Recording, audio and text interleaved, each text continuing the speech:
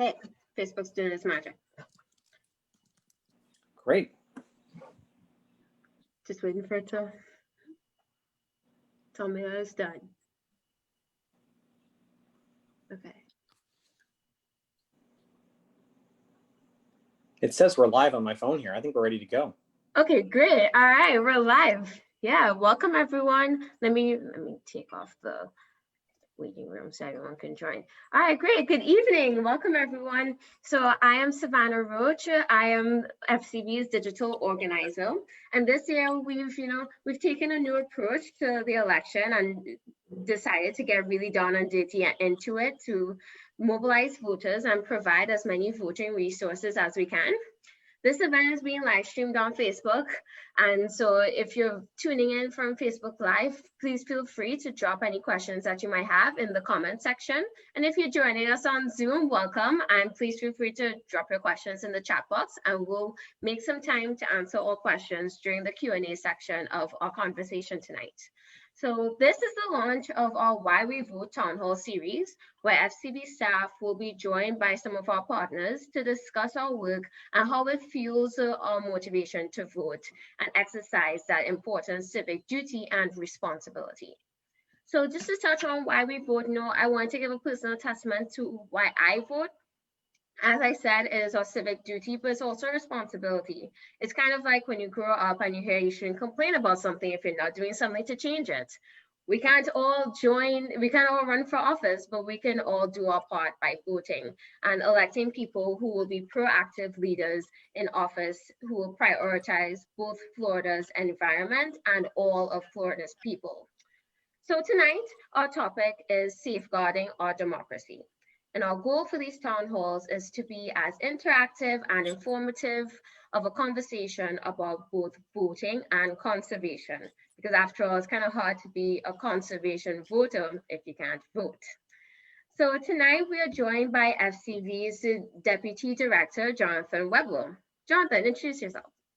Hi, again, I am Jonathan Weber. I'm Deputy Director of Florida Conservation Voters. I work here in Tallahassee, and I do have to apologize.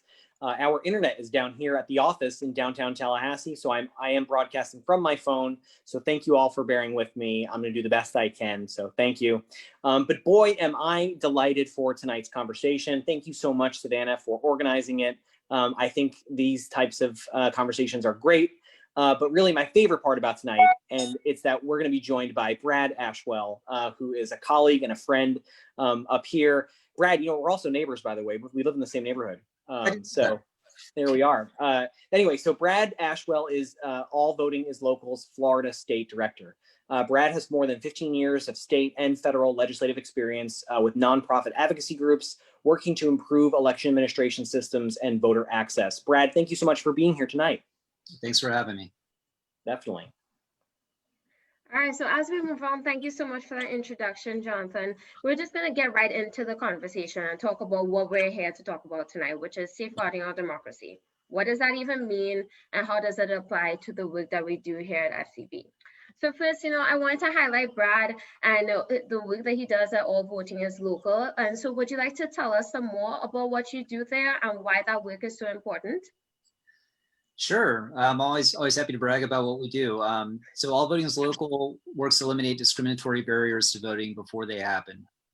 So oftentimes that means working with supervisors of elections at the local level or with the state on administrative decisions to sort out issues before, so that a voter doesn't get disenfranchised when they show up at the polls, or to really prevent big lawsuits or big legislative fights. We really want to get in there and solve issues before they become controversial. I think it's important right now, one, because it's always important to protect everyone's right to participate in democracy and vote, but also we've seen again and again how close elections are in Florida. So it's very important that we make sure the process isn't unfairly tilt one way or the other. I think voting in general is just important to every issue, and that, that's evident in what the Florida conservation voters do. It's important if you care about clean water and the environment and a sustainable energy policy, or if you can care about criminal justice issues, or it all hinges on the ability of the electorate to elect representatives and officials who represent their best interests, and the ability to hold them accountable if they don't. So, I mean, I guess that's my 2 cents as far as just the importance of voting, the importance of protecting everyone's right to vote, particularly those who are traditionally marginalized. I guess that's a defining trait of our organization too. We really mainly focus on protecting the ability of Black, Latinx, youth voters, Native American voters, Asian voters, disabled voters to vote. And so you mentioned that you guys work particularly on helping the disenfranchised and trying to prevent some of those issues before they occur. What would you say are some of the most common issues that you've noticed that lead to someone becoming disenfranchised? Well, I mean, there's a lot of them. I bet. So it could be everything from, the beginning of the process, people getting registered to vote. It can, one of the things we've been really focused on in Florida is protecting or working with the state to bolster the online voter registration system, which in itself was a big fight by a lot of good organizations who pressed the legislature to create that. Thankfully, they did. And now it's been riddled with problems ever since it was created. And really, this election is sort of the big test. But making sure people not only can register easily and seamlessly, but also that they stay on the rolls and aren't unfairly removed. We're seeing that in a lot of places right now. We're tracking that in a lot of counties. But also, just little things like making sure they're accessible voting sites, making sure that there are early voting sites on college campuses, making sure they're equitably distributed. One of the trends we're seeing nationally is the consolidation of polling places, because there are all sorts of cost savings and there are all sorts of good arguments for it. But the problem, comes into play when they close down, 30 or 40 voting sites that have been in communities for decades, and you have people who've voted at a site for 70 years and suddenly it's not there anymore. And maybe there isn't, we're in Florida, so there really isn't great public transit anywhere. Isn't that the truth? I'm sure I offended somebody by saying that, but it's, it's true. So, just the ability of people to get to voting sites. I feel like, I could probably take the rest of the time just laying out all the different issues. I think Don't hold back. Well, voter intimidation is a big concern of ours this cycle. We've gotten wind that the RNC is planning to put voter challengers or poll watchers at voting sites all across the state, all across the country, really. But this kind of organized effort hasn't been done in a very long time, and we fear that they're doing that to challenge people's right to vote at the polls, which would push into provisional ballots, which then creates kind of a whole nother watchdog effort on the back end, watching canvases.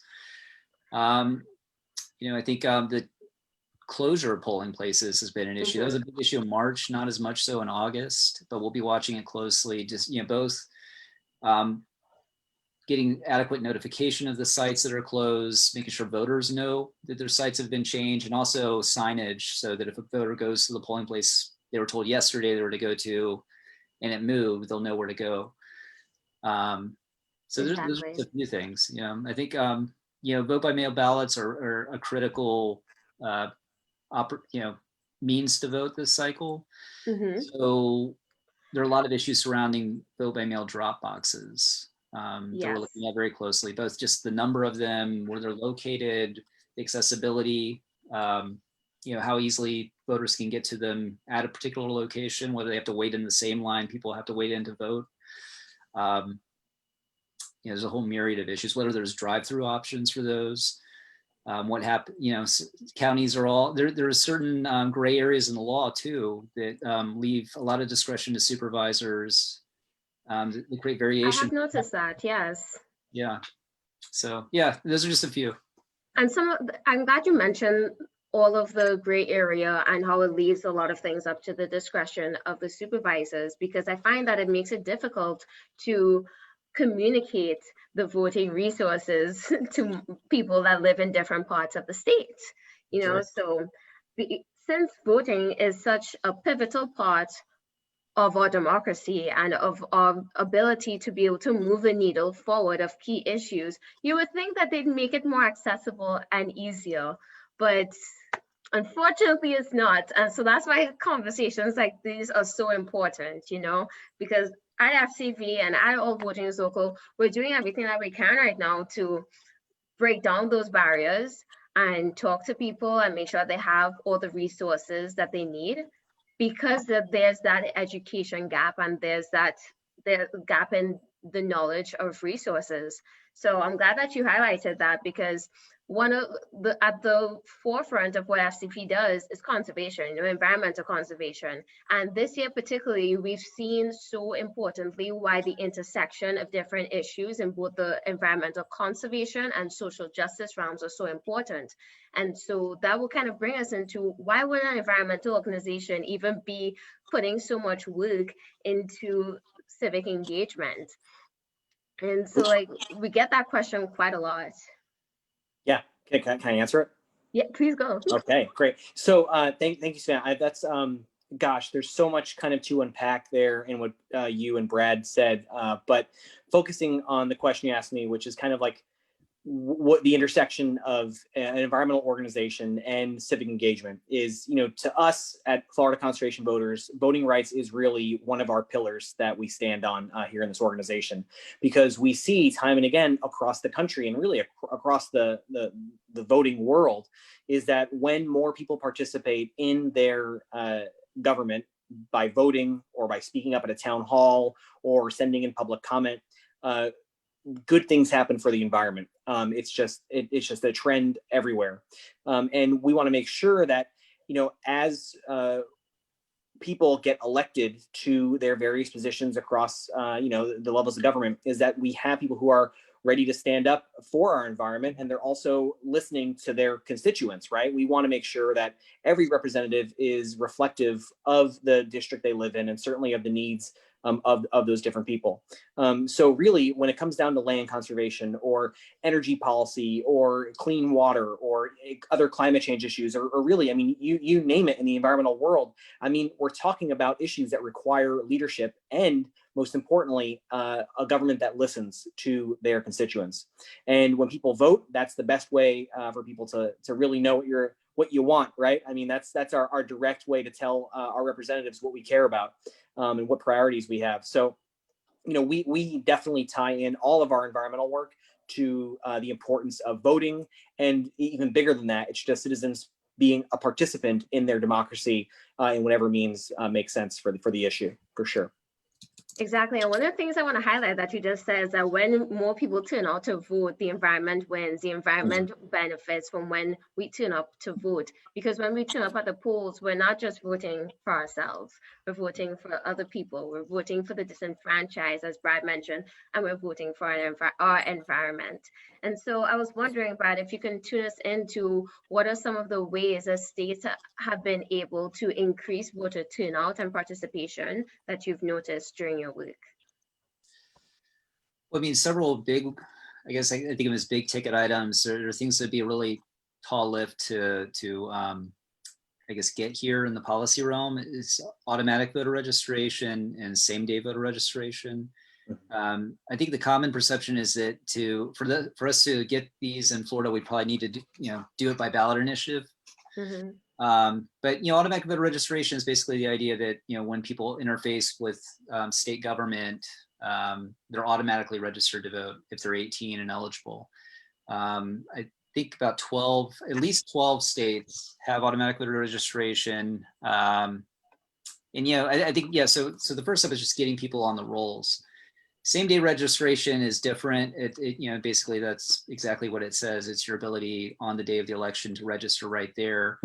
And that would solve a myriad of problems.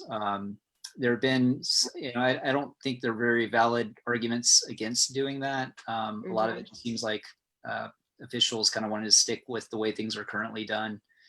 And I think it'll take a push, but I think, there's sort of a bucket of things that we just haven't done yet, and then maybe things that we're doing but could be doing better. As far as what we haven't done, it kind of flows from what you were saying earlier. I would strongly agree with the sentiment that voting should be easy. I think it's a really good basis, a good basic premise to start from, and that anything that's making it difficult should be held suspect. And there's just a lack of, I'd say, the state could be playing a much bigger role in making it easier. I think part of that's the structure of the Secretary of State's office, the fact that they're basically, under the thumb of the governor and really at the whim of that official, rather than a really strong independent entity that can, use their office to make voting easier for folks. But, just, registering or applying for a vote by mail ballot, for instance, if we as an advocacy group want to encourage everybody to go apply online, there's 67 different sites we have to direct them towards. There's not like one link we can send them to and then everybody register statewide. We can send them to a jump page that has links to every, the 67 counties. But there's a lot of little things like that. But I think there's, also big things. Vote by mail is a big, again, it's probably the safest way to vote in our current election given COVID-19. Yet many, and there's been a lot of misinformation around fraud, but one of the legitimate problems are rejections. Most of the rejections happen because people send them in late.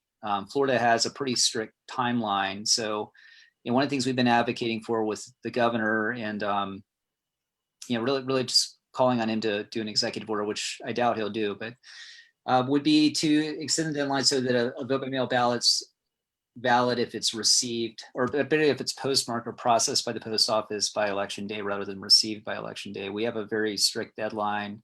It has to be. That would help. Yeah, right. I mean, right now it has to be in the office, in their hands by 7 o'clock on election day. And, it's caused a lot of rejections, thousands and thousands of rejections. And it's really, really disheartening and really difficult to work with. As at FCV, we're trying to help people sign up to vote by mail and combat that disinformation and combat the rejection rate and help people prevent a ballot that will get rejected. So what would be some of the ways that you've noted from your work to avoid ballot rejection? Well, I mean, the most common causes of rejection are, getting it in late or failing to sign it, or the signature not matching up with the one that's on file. So, I mean, going back to the it's important the voters not only register, but that they keep their registrations current, keep their signature updated because it changes over time. My signature now isn't the same as it was when I graduated college. I just aged myself, but it happens to all of us. And then, especially with older people, when they've maybe had an injury or they're older and their hands are shaking, their signature changes. So it's very important for voters to keep that signature up to date. And if there's any question, they're likely to have the signature that's on your license on file. So looking at that and using it as a reference to copy is one way to do it. I think, the big headline, I think, for everybody this election cycle should just be get it in early. Whether you're voting by mail, whether you're voting in person, do it early, because that's going to avoid there's so many unpredictable factors right now and so many concerns about what could happen on election day. Just avoid all that. Yep. Prevention is better than the cure. So we want to prevent any issues popping up by getting it in early, just like you said, because it's so much easier to get it right the first time, get it in early. Because if they notice any issues that could lead to your ballot rejected, then they have enough time to reach out to you and get that fixed. Whereas if they were to receive it on election day, it doesn't really leave much time to be able to cure that ballot. No. And so you have 2 days. Got to get it in early and get it in on make a plan and stick to it and get it done. And that's a big change we should see in law itself. I mean, we should see the cure process extended. I mean, right now we have a very tight timeline to cure your ballot if there is a problem. If there's a signature issue, you have until the second day after the election. And that doesn't matter if it was discovered on election day or 2 weeks before, 3 weeks before. So like you were saying, if you get it in early, you have all that time to correct. But if you get it in election day, you only have a couple of days. And so as you mentioned, curing your ballot, could you like kind of outline for us the best ways for someone to go about curing their ballot? Because it's not exactly the most common term. No. Yeah, I mean, cure basically means correcting your ballot if there's a problem. And our laws were actually improved a little on this front. The timeline was extended a little in 2019.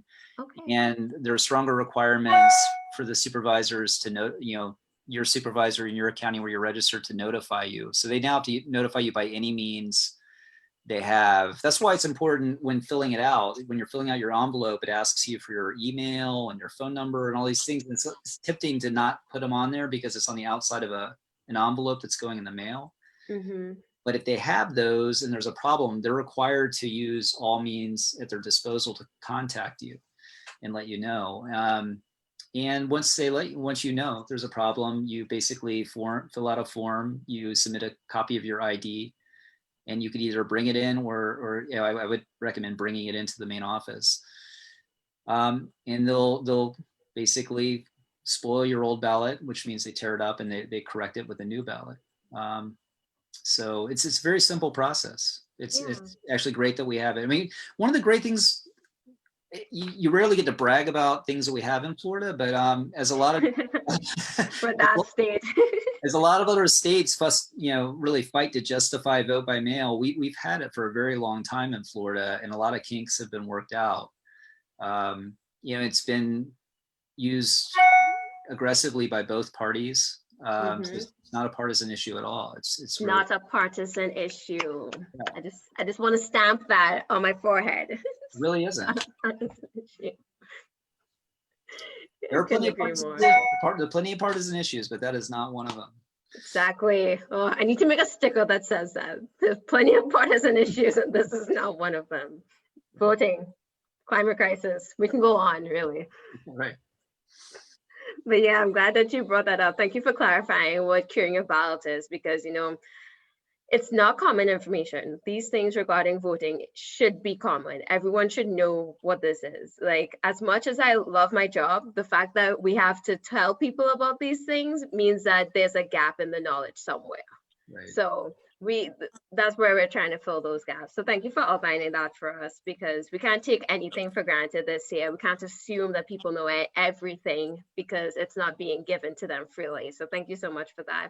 And I wanted to now move into what is on someone's ballot and help everyone kind of get an idea of, there's multiple things on your ballot, not just a presidential race, a bunch of different races, and not just races, amendments and initiatives. And so the citizen initiative process has been under intense scrutiny over the past few legislative sessions. And so I wanted to give Jonathan a moment to talk here. I want to make sure everything's equal. And so Jonathan, could you fill us in a bit about how the citizen initiative process relates to voting and the work we do, and particularly about amendment number 4? Sure. But one thing just before I get into that, I remember in 2018, I believe it was, maybe it was 2016, but former Congressman Patrick Murphy, who was running for senator at the time, this was 2016, I guess, his signature was rejected on his vote by mail ballot. And he had to go in and cure it and the whole thing. So even a sitting congressman, at the time, he couldn't, his vote was rejected and he had to go cure it. So again, the signature thing, I mean, that really is something that, it's easily fixable. We can do it. And again, if you're unsure, like Brad said, looking at your driver's license or something like that, that's really a great tip. So I'll make sure that I do that when I fill out my vote by mail ballot, which I have not done yet. It's on my kitchen table, and I'm going to do that tonight when I get home with my wife. We'll do that together. So moving on. So one thing that I know we've been working on at the Capitol, Brad's been involved, a lot of partners have been involved, is trying to defend our rights as citizens to amend our Constitution through the Citizens Initiative process. So in Florida, back in 1968, when our Constitution was redrafted and ratified, there was an explicit right in our Constitution that says that citizens via the Citizens Initiative process can amend the ballot. It is reserved to us as citizens. The legislature can't touch it. The governor can't touch it. It belongs to us. A lot of really good ideas have gone from concept to getting revised on or getting approval from the Supreme Court, to getting on the ballot, and then of course to ultimate passage, things that we know and love. For example, Florida Conservation Voters, we are the organization that grew out of the Water and Land Conservation Amendment from 2014. So at the land conservation funding, that's one of them. The list goes on. It's term limits, fair districts, the net ban, medical marijuana. I mean, there's a host of issues that a lot of Floridians, again, these things cross party lines because they have to pass by 60% of the vote. They cross party lines, and Floridians really care about them. And then we have them in our law because of the citizens initiative process. So that law really exists in our Constitution to guarantee that we can always hold our legislature accountable when they are unwilling or unable to act on an issue. Now, what's happened over the past couple of years is that we have seen the legislature that is hostile towards the amendment process in general, citizens initiative process in general. So they have added a host of new kind of laws and regulations to make it more difficult to get things on the ballot and then to have them pass ultimately. But in Florida, or really anywhere in any kind of political world, difficult doesn't really mean difficult. What it means is more expensive. So unfortunately, a lot of these laws have just pushed the citizens initiative process into the hands of, millionaires and billionaires, and it's making it really hard for groups like ours or any citizens group out there to then build a campaign. Now, these campaigns are remarkably expensive as they are, like right now. And what's happened in the past couple of years is just going to become much, much worse. So that leads us to Amendment 4. And I'm not going to, we don't have to take any hot takes on that today, but I will just let people know what Amendment 4 does. Amendment 4 will make it so all citizens initiatives or all amendments proposed to the Constitution, they have to pass in 2 successive general elections. So for example, let's say there's a bill, an initiative amendment that'll be on the 2022 ballot, and it passes by 60%, it'll have to pass again on the 2024 general election ballot. Essentially, what that does is give any opponent of those amendments essentially a do-over on that amendment, which can make it a little difficult, much more difficult for things to pass. We here at FCV, we think that we need to make sure that we are guarding our Amendment 4, guarding our Citizens Initiative process, and making sure that we are getting as many people involved as we can in the process, as opposed to limiting them where they can. So that is Amendment 4. There's more information on websites out there. There's KnowNumber4.org is another one. There aren't many pro sites, but definitely I encourage all viewers to look up KnowNumber4.org and learn more. But this is an issue that is not going away. I do fully expect another round of bills to pop up next year to make it even harder. So you have to, every petition gathered has to be, written in blue ink with, stars and I don't know, any law they can make up to make it more harder. I expect that to come, and we'll be fighting it as best we can to defend the rights of citizens. Wow. Well, thank you for explaining that. A lot of that I didn't even know. And one thing that you mentioned that was interesting to me is that you said there are lots of websites out there talking about Amendment number 4 that are opposing it. There are not a lot of pro sites, and so that kind of leads me to think that there's not a lot of people in favor of this, which confuses me about how it got on the ballot anyway. You know what? I'm not going to get into that right now. People can look it up for themselves. It was kind of a mysterious way this got on the ballot. There's some good reporting in the Orlando Sentinel that I encourage everyone to look up if they're really curious. But I would say that, how it got on the ballot is a little mysterious. But I will tell you what's not mysterious is the large coalition of groups that are opposing this, who are very open and transparent with their reasoning. And that is not mysterious at all. Absolutely. Wow. Yeah. Couldn't have said it better myself. So it kind of hones in why it's so important for everyone to be involved in the political process in some way. It's not about being political. Being political is not a personality trait. It's something that we all need to do, because everything affects each and every one of us in some way, whether we see it or not. And so that's kind of what these conversations are about, so that we bring that to the forefront and clear all of that up. And so I would say that it's really important that citizens are engaged in politics as much as possible. And would there be any other reasons, Jonathan, that you would add to why it's important for citizens to get engaged? Well, I mean, it's really, I mean, everything that we do in this world is political, sadly. And so many decisions that affect our lives every single day are impacted. The presidential race, of course, gets a ton of press every single election year, and of course, the president is important. But Yeah. what really is important? It's also voting on your local races and making sure that you're engaged with those candidates and talking to them and learning about what they're going to do for your local community. Because in any given year, you're going to see local government impacts your lives much more in front of you than say the presidential will in some instances. So I think that up and down the ballot, we need to be like talking to our candidates, learning about them, talking to our neighbors, and like Brad said so eloquently, like making sure people are registered to vote and then actually heading to the polls to vote. We did mention automatic voter registration earlier, and I just wanted to touch on that really quickly. Is that automatic voter registration, I think, can be a wonderful thing for democracies in general, right? I mean, if we really want to see every eligible citizen exercise their right to vote, making sure that the registration process is easy and seamless as possible. Now, I've talked to a lot of people in the state about automatic voter registration and kind of what they think. I have some friends who are highly involved in, let's say, the tech side of government. So they work on computer systems and making sure that updating, just making sure the computer systems work and talk to each other throughout state government and local government. And I've like pestered them, like crazy. Like, what do you think it's going to take? How hard will it be?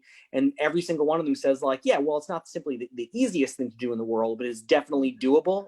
It's a process that the state could figure out. I mean, clearly we are capable of so much as a human species. I mean, my gosh, I'm talking to you on my phone right now, like right now. So, I'm pretty sure that the state of Florida could figure out automatic voter registration if they put the resources and time and effort behind it to do that. And that's something that I would be looking forward to. I'll tell you right now, though, I'll be looking to Brad's leadership if that concept ever moves forward, because I trust that man to make sure that the policies are happening in a way that help all people. So that's all. I'll leave it at that. Yes.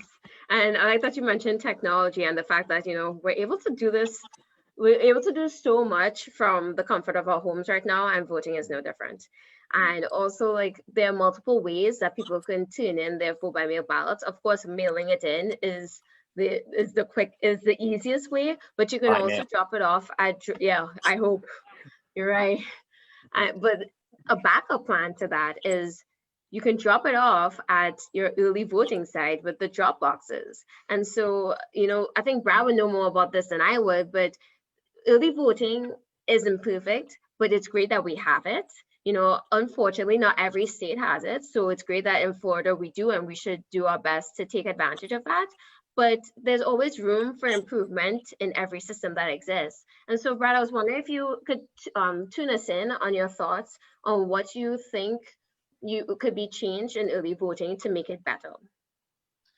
Well, I mean, early voting is a great thing. I mean, vote by mail is the safest way to vote this election cycle, but early voting is probably the best way to make sure your vote's going to count. Because you're right there with the poll worker. They're going to catch any problems you have. It's being counted right then. You're seeing it, go in the bin. So I think a lot of our groups have been pushing vote by mail for months now since COVID out of safety concerns. But I think early voting is just as viable of an option. I mean, the real issue is avoiding election day. Election day would be like the last option. You should, the real issue on election day is congestion. If everybody waits till election day, then you get long lines. If there are a lot of people, then you have a lot of potential exposure or a risk of, contracting COVID or other issues. The more people who, show up on election day, the more resource that intensive that is for election officials, and the more potential there is for errors. So, early voting is a vital option. And, a lot of people can't vote by mail. They really need to go vote in person, whether it's for language accessibility options, they're voters with disabilities. They need that assistance at the polls to vote privately and independently. There are people who are homeless who need to vote and they don't have a mailing address or they don't have a computer or a phone to do Facebook Lives on. So, you know, I mean, you really need to, I mean, there's actually a moment there back in March where a lot of groups were like, we just need to go to all vote by mail. And it was a debate a lot of us had. And I think, you know, our group and some others fell down, you know, kind of went to the mat on that. And we were like, no, we really need in-person options. And you know, Florida's done really well with early voting too. We have great participation in it. So to answer your question, now that I made the case for early voting, you know, the real, you know, more of it basically. And actually all 67 supervisors were unified in asking the governor to extend early voting by a week back in February or March. They sent a letter to the governor asking for an executive order for a series of things. One of those, which kind of surprised all of us, was to add another week of early voting. He didn't grant it; he ignored it altogether. But that's a great idea. You know, extending early voting by a week, adding more resources when you get closer to the end of early voting would be a really great way to improve it, because as human beings, we procrastinate, and a lot of us, even if we have 3 weeks, we're going to wait until like the last 3 days to do something. You know, I think supervisors are required to, supervisors of elections are offered to are required to offer 8 days of early voting at 8 hours a day. They can offer up to 12 or 14 days at 12 hours per day. So they have some flexibility there, and they also have flexibility as far as where they put those hours in the day. So a lot of our advocacy around early voting has been, one, making sure sites are located where they're accessible to all communities, making sure that they're offering evening hours and weekend hours, making sure the Sundays before the election are being used, and making sure that it's offering the maximum allowable. And many of them are. You know, many of them are doing a really, you know, their plans are really good for the general election. They weren't so good for the primary. But you know, our advocacy around early voting has focused mostly on just targeted counties like Duval, Pinellas, where they just don't have that many sites, or they need a site in a specific area. And that's where data comes in handy, and mapping. Yes, I'm a big mapping nerd. Yeah, I was thinking that earlier. But yeah, you know, I think you know, it's early voting and vote by mail are the best options. I think, like you were saying earlier, there's all, you know, vote by mail is basically like an insurance policy. If you request that ballot, you can put it in the mailbox, sure, but you can also just drop it off at a drop box, or you could go vote in person. You don't have to vote by mail at all. You can take that ballot with you to the poll. Actually, you don't even have to have the ballot with you. It's good to have it with you in case they don't find you on the rolls. But they'll just destroy that and give you a regular ballot and you'll vote. So you just give yourself options, really. Always good to have options, and I'm glad you mentioned that. And I just want to go back to a point when you mentioned, you know, just avoid election day because of congestion. It raises the amount of contact that we have with other people, but also long lines. Who likes long lines? I don't even like long lines at the grocery store. I will continue to circle around the store until that line gets shorter. So, you know, if you're like me and you don't like long lines, just vote by mail, take it to an early voting location and drop that sucker off, you know, get it done, because it's important, and who likes long lines? And so, right? At the same time, if you still have it on election day, you know, stand in the line, stick in the line. Yeah, absolutely. Don't leave. Don't. I should clarify that. Yeah, sorry, I didn't mean to. No. Yeah, definitely don't leave the line, because voting is important, and that's the last day you can do it. So definitely maximize on the fact that this is election day and you can't go vote the day after, and stay in the line, as Brad said, and make your vote count. Well, that's a great clarifying that, Brad. No. I mean, there's another. Well, I mean, you know, I think that's right. You know, avoid the lines if you can, but if you've waited to the last minute, you know, please stick in there and wait in line. Yeah. The other gray area there is around. You know, we have drive-through drop-off locations for vote by mail ballots at some sites on election day in almost every county. And they're being treated a little differently. That line is different than standing in a line to vote. So if it's 7 o'clock and you're still waiting in a car line to drop off your vote by mail ballot, you're kind of SOL. You're not going to be able to get that vote in on time. And it needs, if it's a vote by mail ballot and you're dropping it off, it needs to be in that office by 7 o'clock on election day, or it's not going to count. So you can't just be in line. So if it's 6 o'clock and you're waiting on a long line, it's time to go park the car and go run and stand in line and vote. Absolutely. Well, thank you for explaining that. It is important that we make sure everyone knows as much as they can and has all the resources they can. So, as we move towards the closing of this event, I just wanted to highlight some of the resources that we have at FCV. We have created a Make a Plan to Vote tool called flvoterinfo.org, where it can be your one-stop shop to sign up to vote by mail, to register to vote, or update your voter registration. If you just moved, you need to update your address and update your signature as well. And most importantly, it can help you find early voting locations. And so that's just one of the many tools we have. And one of our ways of getting that tool out to people is by calling and texting them every week to let them know about that. So if you want to volunteer to help FCV call and text voters to get those resources out, you can go to our website, fcvoters.org, and click the volunteer tab. And so, Brad, I just want to invite you to tell, before we wrap up, tell everyone about any opportunities that may exist for civic engagement with All Voting is Local. Sure. Well, one of the big things we're engaged in, a lot of good groups is election protection. So right now, there are multiple election protection efforts that people can volunteer with to be poll monitors. And you can either do that as a roaming poll monitor in your car where you're going by sites and just, putting a lamp, I forget what you call them, the magnetic strips on your car so people can see the sign and identify you and seek you out if they have problems or call the number. Or a lot of folks are virtually monitoring the election, just keeping an eye on, Twitter, Reddit, all the different social media outlets for people, to keep an eye out for people who flag problems. Poll worker recruitment is huge this cycle because historically poll workers are seniors, and that's the demographic most, at risk for COVID. So, there's been a huge shortage in many counties, and a lot of supervisors have needs. A lot of grassroots groups have organized around an effort called Power to the Polls, and we're part of that. So that's definitely a way that people can plug in and that you can actually get paid too.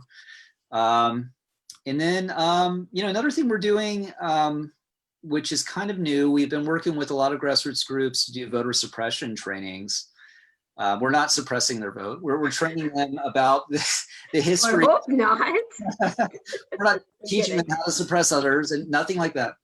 But I mean, we're basically, working with grassroots organizations who typically don't work on voting rights issues or on election advocacy or anything like that, democracy issues maybe even, and just giving them the backdrop, giving them the context, the history behind the problem, how people have been historically marginalized or stifled from having a voice, and then how they can have an impact now and how they can plug into the efforts to protect voters.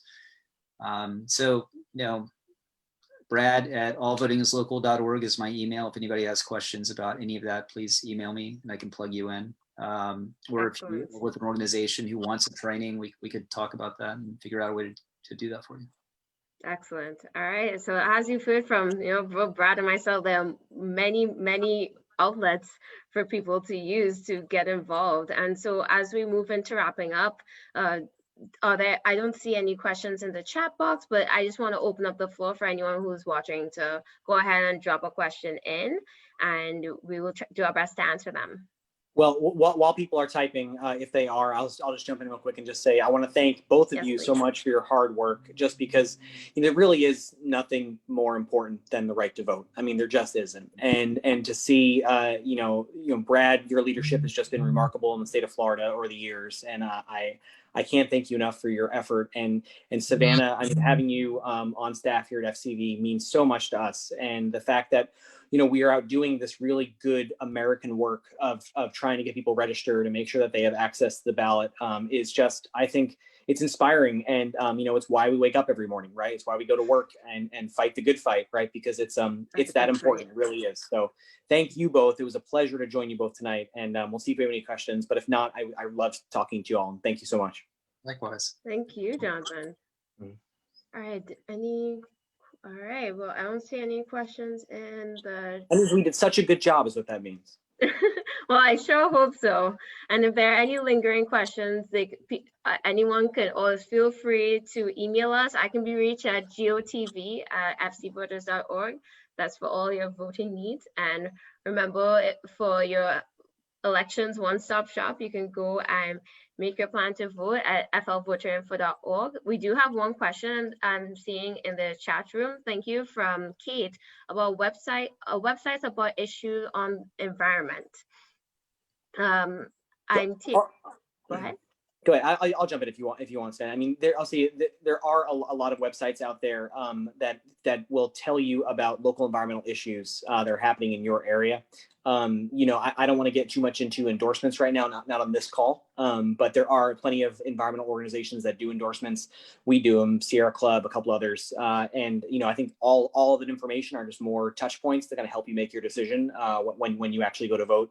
But if you have any specific questions about issues, please, you know, contact Savannah or contact me, you know, and she'll get through to me, and we can just leave your email in the chat there, and we'll get it, and we can connect offline. And I'm happy to talk to you about any environmental issue that you wish.